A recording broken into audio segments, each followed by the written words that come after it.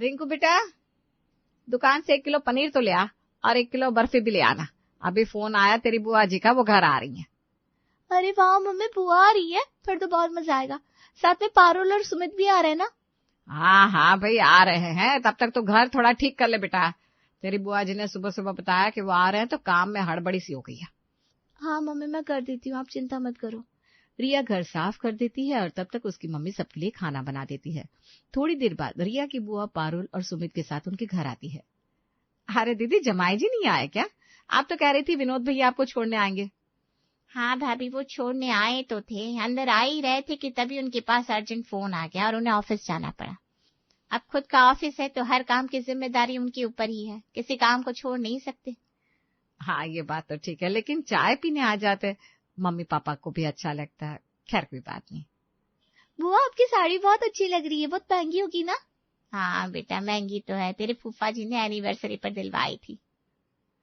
असली मौज तो बुआ, पारुल और सुमित की है। सच में एक अमीर घर में शादी करके बुआ जी की तो किस्मत ही बदल गई।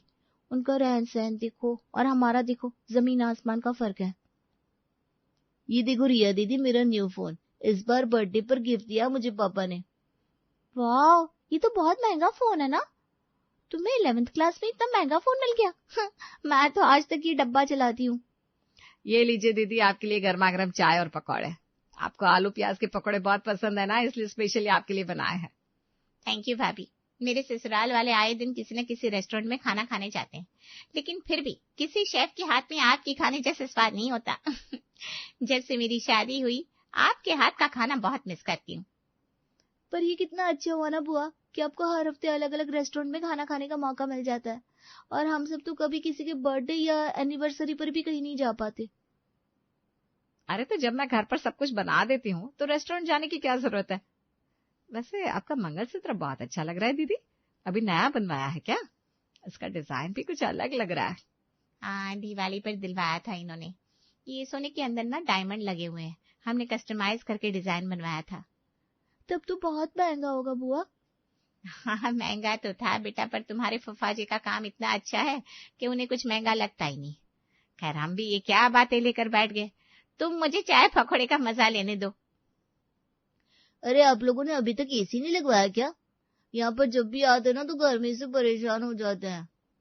बस सोच रहे थे बेटा कि इस साल एसी लगवा लेंगे, लेकिन थोड़ा बजट नहीं बन पाया, पर शायद अगले साल तक लगवा लेंगे। मम्मी, आप तो यहाँ रुकने के लिए बोल रही थी, लेकिन इतनी गर्मी में यहाँ पर मुझसे रुका नहीं जाएगा। आपको पता है ना, बिना एसी के मैं नहीं रह पाती। मैं भी नहीं रुक पाऊंगा। आप ड्राइवर अंकल को बोल देना शाम को आकर हमको ले जाए। अच्छा ठीक है, बोल दूंगी। अभी तो थोड़ी देर चैन से बैठ जाओ। ये दोनों ना ऐसी ही है, कहीं भी जाओ भागने के पहले लगी रहती हैं। शाम को बैठकर सब लोग खाना खा रहे थे। रिया के पापा ने हॉल में ही कूलर लगा दिया था ताकि किसी को गर्मी ना लगे। खाना पीना खाकर थोड़ी देर बाद पारुल और सुमित को लेने के लिए उनकी गाड़ी आती है और गाड़ी को देखकर रिया फिर से उसकी चकाचौंध में खो जाती है। बाय रिया दीदी, इस बार आप भी हमारे घर आना। आप कभी हमारे घर रुकने के लिए आती नहीं हो।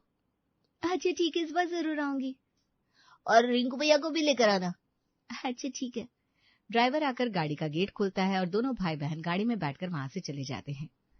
क्या लाइफ है यार, कहीं भी जाना हो तो बस में 100 धक्के खाने पड़ते हैं। यहाँ ऊपर से सीट भी नहीं मिलती, और इन लोगों की तो गाड़ी का गेट भी ड्राइवर इनके लिए खोल रहा है। किस्मत हो तो ऐसी हो। रिया की बुआ जब भी उनके घर आती थी तो रिया उनका लैविश लाइफस्टाइल देखकर उसपे खो जाती थी। अच्छा हुआ जो बुआ ने एक अमीर घर में शादी की, कम से कम आज उनकी लाइफ तो कितनी अच्छी है। मैंने भी ठान लिया है, शादी करूंगी तो अमीर लड़के से ही करूंगी। इतनी जिंदगी तो गरीबी में रह ली, लेकिन आगे इस गरीबी में मुझे और नहीं रहना। रिया अब 23 साल की हो चुकी थी और उसकी पढ़ाई भी कंप्लीट हो गई थी, इसलिए उसके घर वाले अब उसके लिए रिश्ता ढूंढ रहे थे। ये देख, बहुत अच्छा रिश्ता है। लड़का अच्छी नौकरी करता है, 35,000 रुपए सैलरी है। क्या, सिर्फ 35,000 रुपये? क्या पापा, आपने इतना ढूंढ ढूंढ कर भी मेरे लिए ये लड़का ढूंढा? अरे कम से कम ऐसा लड़का तो ढूंढो जिसकी महीने की 1 लाख की सैलरी हो। क्या 1 लाख रुपए? अरे बेटा, हम लोग खुद महीने में 20-25 हजार रुपये में गुजारा करते हैं। तेरे लिए कहाँ से इतनी सैलरी वाला लड़का ढूंढ कर ले आएंगे? और शादी हमेशा अपनी बराबरी के खानदान में करनी चाहिए। रहने दो मम्मी, ये सब ना फिजूल की बात है।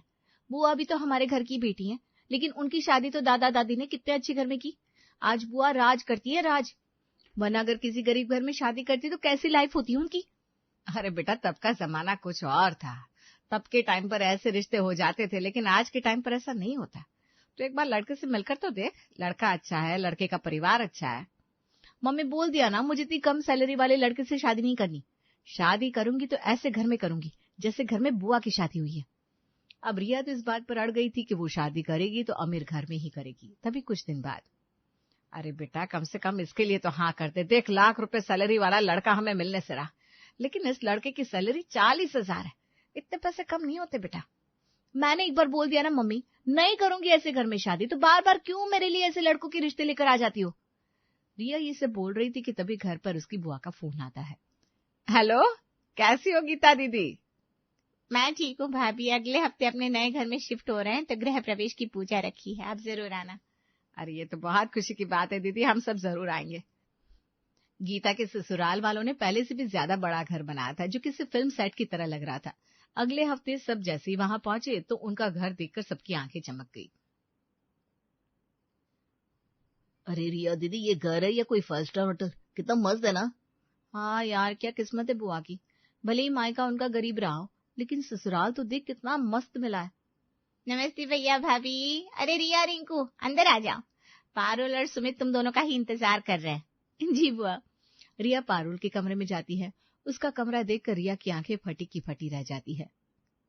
वाओ पारुल, तेरा कमरा कितना सुंदर है यार। जैसे कार्टून में किसी प्रिंसेस का रूम होता है ना, वैसा ही तेरा रूम बनाया है। हाँ दीदी, मेरे पापा मुझे किसी प्रिंसेस से कम नहीं रखते। बिल्कुल ठीक बात है।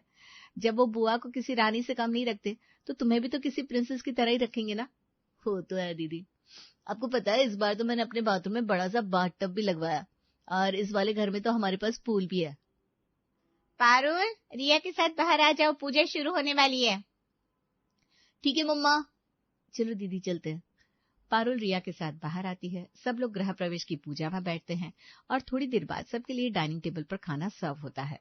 वाह बुआ, आपने तो बहुत टेस्टी खाना बनाया। कितना कुछ बनाया है आपने।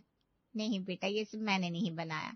आज घर पर बहुत सारे मेहमान आए हैं ना, तो आज के लिए हमने एक कुक को हायर कर लिया था, उसी ने सब कुछ बनाया है। हाँ बेटा, हमारे घर में जब भी कोई फंक्शन होता है तो हम कुक को ही बुला लेते हैं, क्योंकि एक तो खाना बहुत सारा बनाना होता है और अलग अलग क्यूजिन का भी बनाना होता है।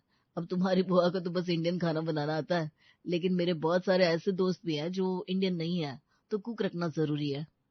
जिसने भी बनाया है बहुत अच्छा बनाया है, वरना अगर हमारे घर पर मेहमान आते हैं तो मैं तो बस किचन में खाना बनाने में ही रह जाती हूँ, किसी से ठीक से बात भी नहीं कर पाती।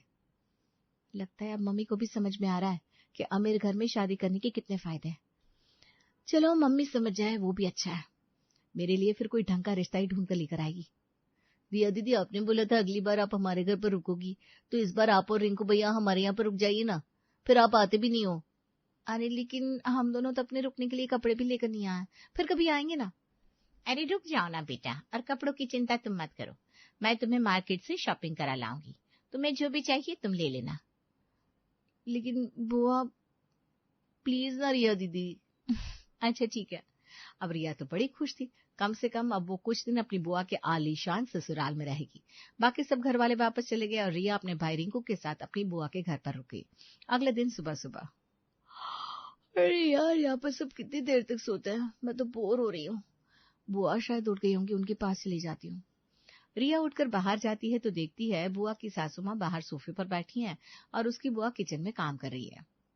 अरे बुआ, आप इतनी सुबह सुबह किचन में काम कर रही हो? मुझे तो लगा था सब काम आपकी मेड करती होगी। अरे नहीं बेटा, किचन का काम तो मुझे ही देखना होता है, घर में किसी को भी मेड के हाथ का खाना पसंद नहीं आता। अरे आज के दिन चाय नसीब होगी कि नहीं, पता नहीं कैसे काम करती है। जिस दिन से घर में आई है कभी एक वक्त टाइम पर चाय नसीब नहीं हो इसके हाथ से। बस ला रही हूँ माँ जी। तुम रुको, मैं भी आती हूँ। ओके बुआ। माँ जी आपकी चाय। छी छी छी छी, ये चाय बनाई है तूने? इतने साल हो गए तुझे यहाँ पर आए, लेकिन अभी भी आदत वही है गरीबों वाली। दूध की कमी नहीं है हमारे घर में जो ऐसी चाय बनाकर लाई है। ऐसी चाय हमारे घर का नौकर भी ना पिए। दोबारा से ढंग की चाय बनाकर ला। यार इस तरह से तो दादी कभी मम्मी से बात नहीं करती, और ये क्या बुआ को गरीब गरीब कह रही हैं। कितना अजीब तरीका था इनका बात करने का। अभी तो रिया को रुके हुए एक ही दिन हुआ था और उसे अपनी बुआ के ससुराल वालों का बर्ताव उनके लिए कुछ अजीब सा लगने लगा था। तभी अगले दिन सब लोग टेबल पर खाना खा रहे थे तो विनोद के हाथ से सब्जी की कटोरी गिर जाती है। अरे यार, तुम्हें कितनी बार बोला है कि मुझे इतना गरम गरम खाना मत दिया करो, छूट गई ना कटोरी मेरे हाथ से। जी वो। अरे अब खड़ी खड़ी मेरा मुंह क्या देख रही हो? दहेज में अपने साथ कोई नौकर नहीं लेकर आई थी जो वो यहाँ आकर साफ करेगा? पोछा लाओ, साफ करो। जी अभी करती हूँ। अपने फूफा जी के मुंह से ये बात सुनकर रिया तो बिल्कुल हक्की बक्की रह जाती है। यार ये भला क्या बात हुई? ये लोग तो बुआ के साथ ऐसा बर्ताव करते जैसे बुआ इनके घर की बहू नहीं कोई नौकरानी हो। अरे बेटा तुम्हें क्या हो गया, ठीक से खाना नहीं खा रही हो? नहीं कुछ नहीं दादी माँ, बस आज मुझे ज्यादा भूख नहीं लगी है। रिया को वहां अच्छा नहीं लगता तो वो वहां से उठकर रूम में चली जाती है। अगले दिन जब रिंकू सुमित के साथ बाहर गया था और पारुल अपने क्लासेस के लिए गई थी तो रिया अकेले रूम में बैठी हुई बोर हो जाती है। अरे यार यहाँ पर तो बैठे बैठे बोर हो जाऊंगी, इससे तो अच्छा है मैं बुआ के पास जाकर ही बैठ जाऊं। रिया अपने बुआ के कमरे की तरफ जाती है तो उसे अंदर से विनोद के चिल्लाने की आवाज आती है। कितनी बार बोला है मैंने तुम्हें कि तुम मेरे ऑफिस मत आया करो। पता नहीं वो कौन सी मनहूस घड़ी थी जब मैंने तुमसे शादी कर ली। गरीब घर की लड़की तो गरीब घर की ही होती है। उसकी शादी चाहे कितने भी अमीर खानदान में कर लो, लेकिन क्लास तो उसकी वही रहेगी। जब भी किसी को पता लगता है कि तुम मेरी वाइफ हो, सबके सामने इंसल्ट हो जाती है मेरी। ये सब क्या हो रहा है यार? यहाँ पर क्या सोच कर आई थी और यहाँ पर तो सब कुछ बिल्कुल अलग है। मुझे तो लगता था अमीर घर में बुआ की शादी हुई है, बुआ की ऐश ही ऐश होगी, लेकिन यहाँ पर तो ये लोग बुआ से ठीक से बात तक नहीं करते। हर छोटी छोटी बात पर बुआ की इंसल्ट करते हैं।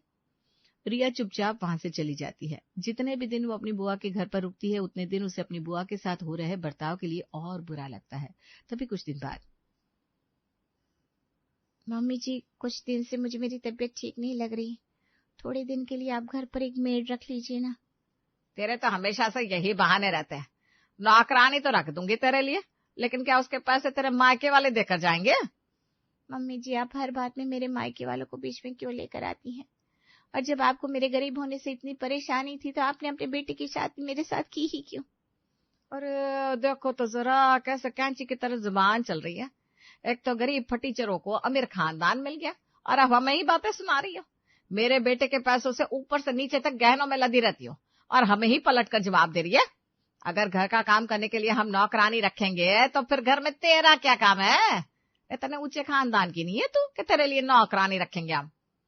रिया कमरे में खड़ी ये सारी बातें सुन रही थी। ये सुनकर और अपनी बुआ के चेहरे की तरफ देखकर रिया की आंखों में आंसू आ गए। काश बुआ की शादी इतने अमीर घर में हुई ना होती तो कम से कम उनके ससुराल में उनकी इज्जत तो होती। मम्मी ठीक ही कहती है, शादी हमेशा अपनी बराबरी के खानदान में करनी चाहिए।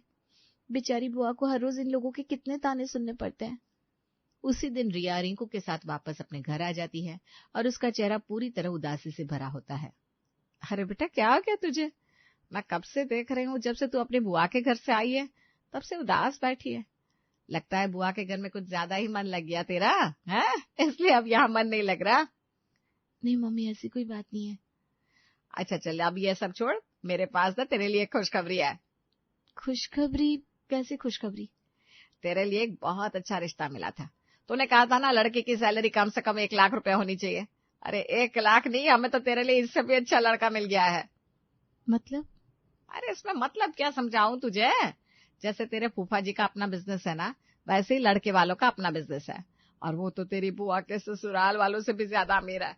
तुझे जैसा घर बार चाहिए था बिल्कुल वैसा ही घर बार मिल गया है तेरे लिए।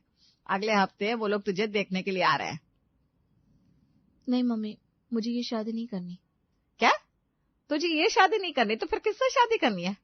बेटा हम जैसे गरीब लोगों को इतना बड़ा रिश्ता मिल गया, तू जानती भी है हमारे लिए ये कितनी बड़ी बात है। माफ करना बेटा, लेकिन इससे अमीर खानदान हम तेरे लिए नहीं ढूंढ सकते। नहीं मम्मी, अब मुझे किसी अमीर खानदान में शादी ही नहीं करनी। मैं ही गलत थी जो ये सोच रही थी कि अमीर घर में शादी करूंगी तो मेरी लाइफ अच्छी हो जाएगी। बुआ जितने ठाट बाट से रहती है मैं भी वैसे ही ठाट बाट से रहूंगी। लेकिन कभी कभी हमें जो दिखता है वैसा होता नहीं है। आपको पता है वो लोग बुआ के साथ कैसा बिहेव करते हैं। वो गरीब खानदान से है तो उनकी हर बात में वो बात आती है, हर बात में वो बुआ की इंसल्ट करते हैं। इससे तो अच्छा होता दादा दादी बुआ की शादी किसी गरीब घर में ही करते थे। क्या ये सब तू क्या बोल रही है बेटा? दीदी ने तो हमें कभी इस बारे में नहीं बताया। हाँ, क्योंकि शायद वो आप लोगों को दुखी नहीं करना चाहती। वो बेचारी सब कुछ सहती हैं, उन लोगों को कभी पलट कर एक जवाब नहीं दे पाती। उनके पैसों के रौब के आगे उन्हें दबना पड़ता है। मैं ऐसी जिंदगी नहीं जीना चाहती मम्मी। आपने पहले मेरे लिए जिस लड़की का रिश्ता देखा था ना, मैं उसी से शादी कर लूंगी। और आपने कहा था ना, शादी हमेशा बराबरी के खानदान में करनी चाहिए, तो बस अब मुझे वही करना है। रिया को ये बात समझ में आ जाती है कि हर चमकती चीज सोना नहीं होती। इंसान को कुछ चीजें तभी समझ में आती है जब वो इनके इर्द गिर्द रहता है। रिया अपनी बुआ की हालत देखकर अब अपने आत्मसम्मान को आगे रखती है और अमीर खानदान के रिश्ते को ठुकराकर एक मिडिल क्लास लड़के से शादी करती है।